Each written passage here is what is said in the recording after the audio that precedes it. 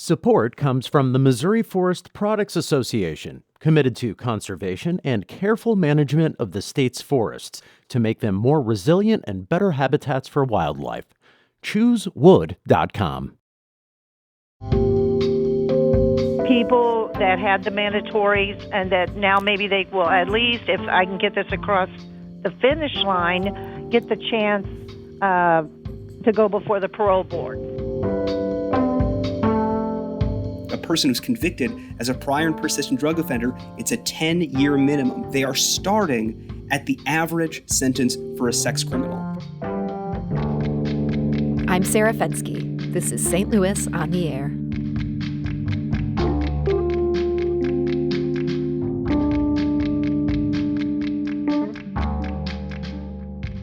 For more than 2 decades, Missouri prosecutors could turn to a special classification for anyone convicted of 2 or more drug-related felonies.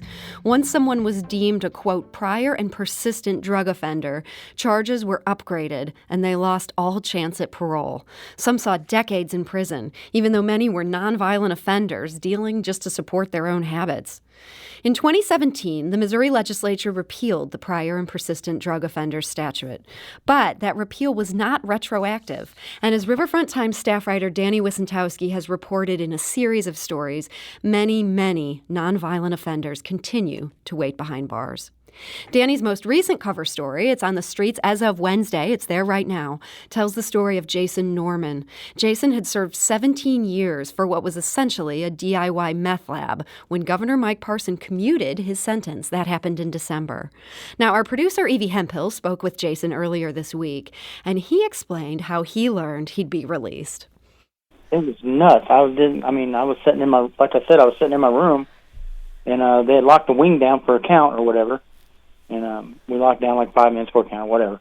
But we were sitting there, and the guard came to my door and he said, "Hey, are you Norman?" I said, "Yeah." He said, "I've been calling for you. You need to go upstairs to see probation and parole." So I was like, So I went up there, not expecting this, and then that was the longest week of my prison sentence. It seemed like it was just everything was going so slow then. But it gave me a lot of time to think and just start getting my mind ready again. Now, Jason Norman says he's still reconnecting with his kids and he's working and just starting his life over again. He told us what he hopes people take away from his situation and the situation of others like him. I understand. I did break the law. I did deserve to go to prison, all that stuff, right? But, there's just so many other people that are in there for the same thing that's done so many years. I do not see someone having to serve so much time for a drug offense. It's an addiction. I get all that. We break the law. We did all that. But come on, 20 years, serving 20 years. That guy, that Prosser guy or whatever, he's in there for a life sentence that just blows my mind. It's just, I don't know. I think people need to take a look at it. And I'm glad the governor did. I'm glad he is still looking at it. And that is Jason Norman, newly freed after 17 years behind bars. And joining us today with more of his story is Riverfront Times staff writer Danny Wicentowski. Danny, welcome back. It's great to be here. So, Danny, you've been covering the story of these prior and persistent drug offenders who were left behind after this repeal for years now. And I know a big part of the struggle has been trying to quantify just how many there are. What's your latest understanding on that? Right. And, it is so true that we've been trying to understand, how many people have been kept in prison without a chance at rehabilitation, without the chance to face a parole board. As Jason Norman said, something that is very normal for inmates, whether they're violent felons, whether they've been charged with manslaughter, or even some forms of murder, they get a chance to appear before a parole board that has their entire past histories in front of them, and the parole board decides, is this person a danger? Is this person that we need to have locked up? And what I found in asking for data from the Missouri Department of Corrections is I asked, how many inmates are currently incarcerated who have been charged with this particular law, the one that you referenced, when they're prior and persistent drug offenders. And the data we received had 233 names. Wow. Which is much higher than what I had previously got. And that is because I as a reporter in filing these records requests, I didn't know how many laws that this little here was hidden within. But it's also important to know to say that are all of these people, are they all nonviolent drug offenders? Are they all people who, were carrying a joint and then got thrown in jail? And I think that's also a question I can't fully answer. I think we've identified many cases where it was someone's possession charge or, in previous cases, that third strike could have been just a couple grams of crack cocaine, but that triggers this incredibly extreme sentence that could send someone to jail for decades. And Danny, I want to interject on this. As I found out in your reporting for the first time in this latest story, some of these weren't even repeat offenders. We talk about prior and persistent. Some of them got swept into this classification just because of where they committed their crime. That was new to me. Right. And I think this goes to the point that the determination of what is a nonviolent offender, that is not a nonviolent drug offender, is not kind of a category that we can see in the data. This is something that individually, each one of those people has a record. Their drug offenses were unique. Some of them were, drug dealers. Some of them had maybe a weapons charge that was along with that. Some of them don't. And this is what a parole board is looking at. And to your point about what even is a prior offense, we found a great range in the way that prosecutors have used this. Some folks, a case about Demetrius Woods, who we may talk about later, his prior offense had been an assault when he was a teenager, but that came back in a court case when he's in his late 20s after he is arrested for trafficking drugs. And, in that case, you see a prior offense when he wasn't even an adult, but that was very unique and had a lot to do with the circumstances of who he was, how he got into illegal drug dealing, and the degree of rehabilitation that he went through in more than a decade in prison. And I hope that listeners, if they're trying to think are all of these people, someone who was serving a life sentence for a joint? I don't think that is the case. We have found those. We've found a number of people who are serving extreme sentences on almost laughably small amounts of marijuana, especially considering it's legal now. Right. But the function of prison, the function of these parole systems allows these men, after serving 10 years, think of how long 10 years is in someone's life, how much someone changes. And for people like Jason Norman and, these hundreds, hundreds of others, the vast majority, from my sampling of this data and understanding of how many of these really are related to drug charges, that they don't get that opportunity.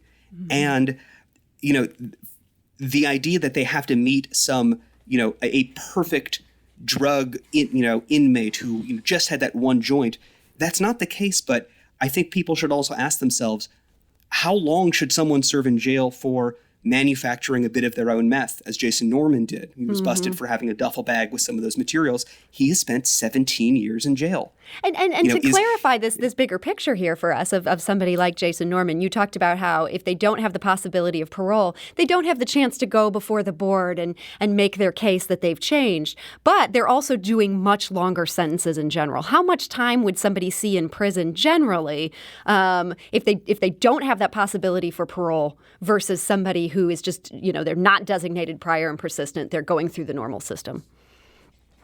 Right. And it's something that people should think about when they hear about a prison sentence.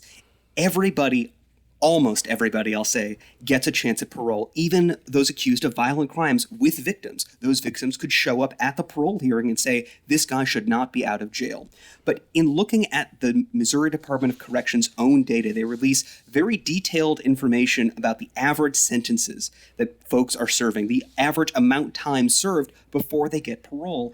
And the numbers compared to folks like Jason Norman and these prior and persistent drug offenders are just off the charts. The average for a drug offender is less than 2 years before their first release. The average for a violent felon is less than 10. The only class of criminal whose average sentence spent in prison, again, before they are paroled, before they get a chance to make their case for early release, is sex and child abuse.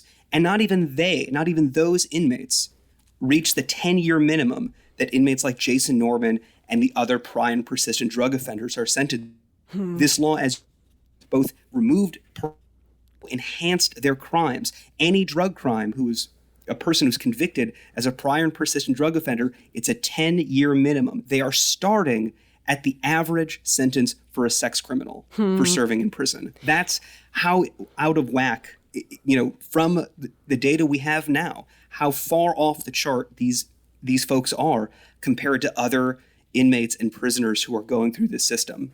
Now, Danny, you mentioned Demetrius Woods, and he is one of the first guys you covered in your many years of covering this issue. He was originally sentenced to 25 years without parole. This was for trafficking cocaine. He filed a long-shot lawsuit after the 2017 repeal. He was actually granted parole in March 2018, but then State Attorney General Josh Hawley argued it was an accident. And it looked like Hawley was successful in that Woods was likely headed back to prison after 2 years of freedom, even though he was living a model life in Columbia, Missouri. But instead of sending him back, Governor Parson commuted his sentence. This happened last April. Now, our producer recently checked in with Demetrius. We asked how he was doing these days, and he said he's doing fantastic. And he told her a bit about his success as a small business owner. Most recently, I guess the exciting thing here in Columbia, I won an entrepreneur award for 2020 for moving Columbia forward with my business. Being related to the community, and that was pertaining to Woods Auto Spa, which I do window tinting and detailing, and I also have Munchie's Fish and Chicken, which is a food trailer, and we do fish and chicken there at my auto spa, as well as we have mobile trailers. But more recently and exciting, just not 2 weeks ago, we opened Essentials here in Columbia, which is a neighborhood bodega. But we're in downtown Columbia, and I was supposed to be in prison, so things have been going pretty good. Pretty stressful for me. I'd give you a complaint on any other day, but when I look at it in hindsight, I'm pretty blessed to have the stress that I have. Now, Demetrius Woods said that he thinks a lot about the other guys in his situation, the guys who are still behind bars. And look at me, I wasn't an angel, but I wasn't malicious. And most of those guys dealing in drugs just have a problem in one area or another. In most areas is they need to know somebody care. And that usually solves a lot of the hopelessness. And Demetrius told us that he feels a real responsibility to advocate for these guys and even more.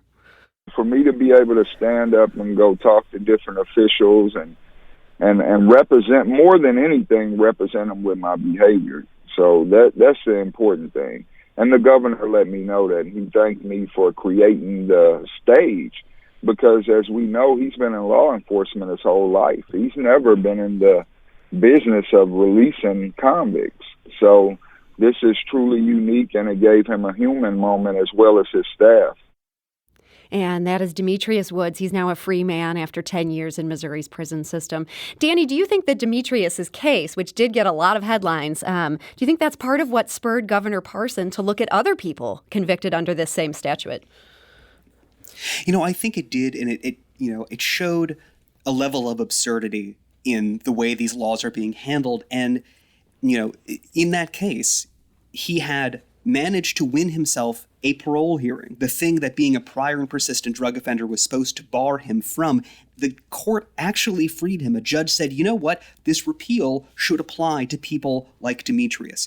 That court case got so tangled, went to the Missouri Supreme Court. They said, no, he has to go back to prison. He owes us these years. And he'd been out for 2 years. He had built those businesses. I had visited him just a couple weeks before the governor's commutation. Demetrius was expecting to be arrested any day. We had, Missouri's criminal justice system trying to throw a business owner back in jail, trying to drag 2 other inmates back in, and people who had already served, 3 times the average length of a drug offender. They were serving the sentence of someone convicted of felony assault or, again, a sex crime. And these were people who did not have the chance to show that they had gotten sober, that they had managed to address the parts of themselves that had gotten into the illegal drug trade and the things that you would hope to be the goals of prison, to not just warehouse human beings until they die, but to judge, are they worthy to be released? Are we wasting money keeping someone in a cell when they're not a danger to anyone. And so Parson, he didn't just give Demetrius the get-out-of-jail-free card here. He also gave it to Jason Norman, several other people in that same situation as well.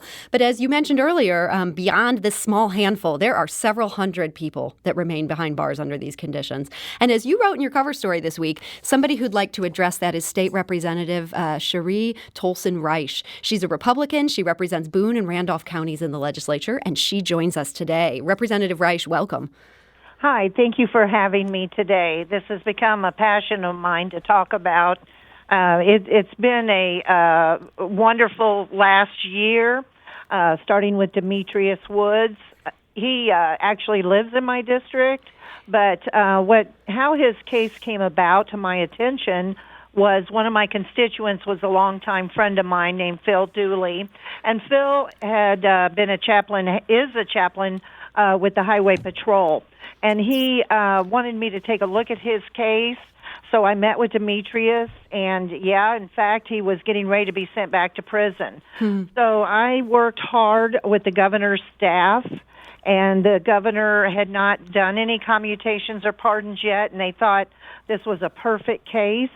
And so last year, we were in the governor's office with Demetrius, his son, Phil Dooley, and myself, and it was a wonderful day for the governor to do this. Yeah, that's huge. And I understand that Jason Norman and some of these others who got parole around Christmas time, these were people that you also advocated for. Is that right? That's correct. Another in particular was a Gary Mitchell. I worked closely with the governor's staff on that, and I continue to work with them. Danny there has sent me the list of 200 or so names. And so we are continuing to work closely with the governor's staff and Department of Corrections to see.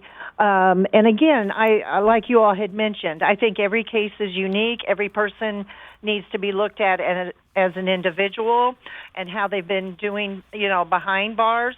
But also these mandatory minimums. I mean, back in the 90s, we had the tough on crime, 3 strikes you're out, and now you're hearing criminal justice reform. I had a separate criminal justice reform bill going through the House and Senate last year when COVID hit. But this year I have already filed House Bill 504. It's passed through the Criminal Justice Committee unanimously. And this will help fill in part of that gap of these people that had the mandatories and that now maybe they will, at least if I can get this across the finish line, get the chance to go before the parole board. And Danny, as you wrote about in your story, this House Bill 504 that Representative Reisch has introduced, this wouldn't help all these guys, but it would help a whole bunch of them. Is that right?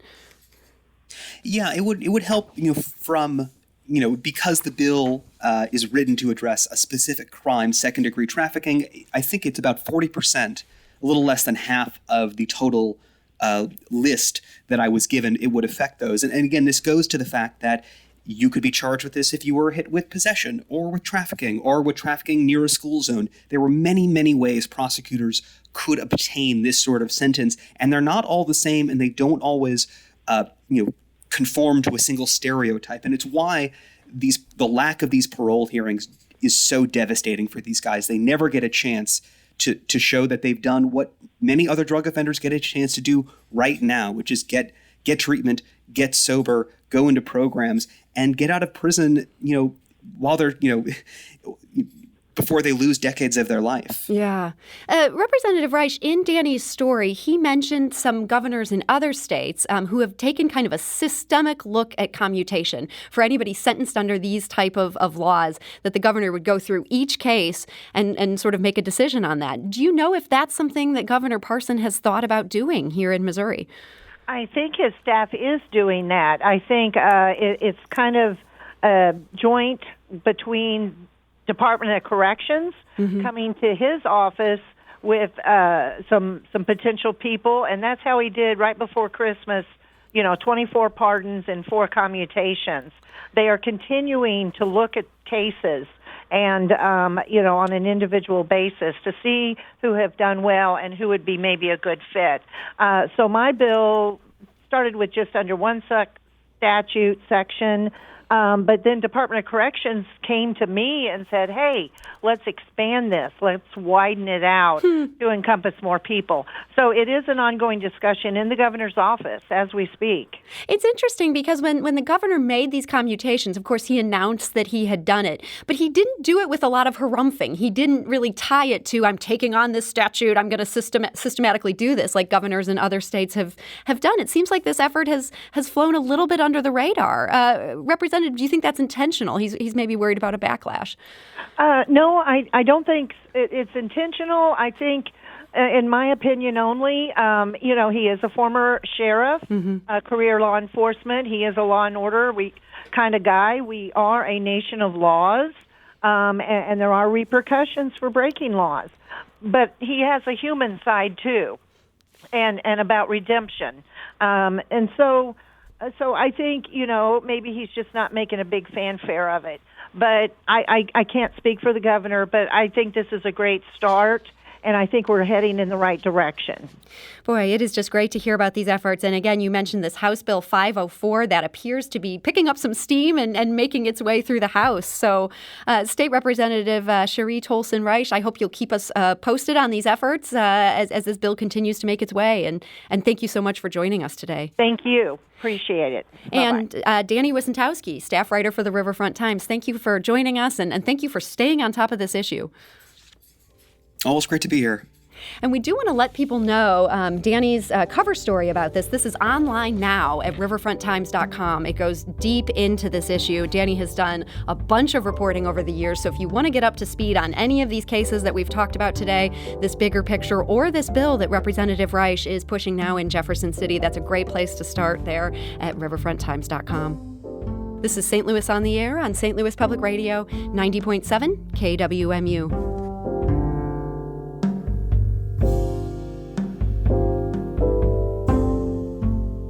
If you learned something new from today's episode, consider leaving us a review and rating on Apple Podcasts on the App Store. It's the easiest way to help people discover our show. We appreciate it. Thank you.